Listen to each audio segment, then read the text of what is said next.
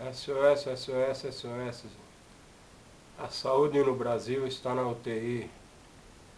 E para ser atendido, perdemos um tempo de 60 a 90 dias. Quando não se morre em uma maca do hospital. Os convênios estão doentes. Leva dias e dias e não se tem retorno.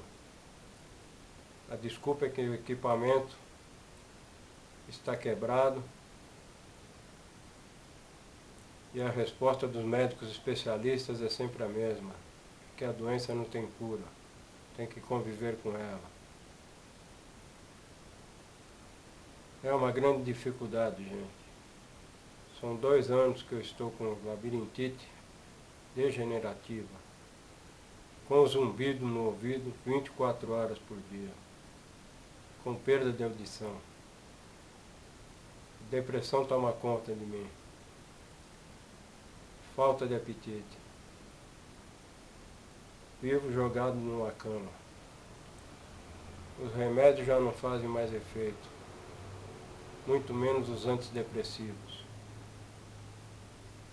A cura só pode ser efetuada por clínicas particulares, que têm equipamento específico. Porém, os preços são inacessíveis para mim. Não tenho recursos. Por isso peço uma ajuda. Tenho 62 anos, só dependo do governo ou da ajuda dos amigos da internet. SOS, por favor, me ajude. Kiliano Giraldini é meu nome. E a minha conta é no Itaú. Agência 1626. Conta corrente 01688-3. Telefone é 34 45 33 70. Obrigado a quem ouvir essa mensagem.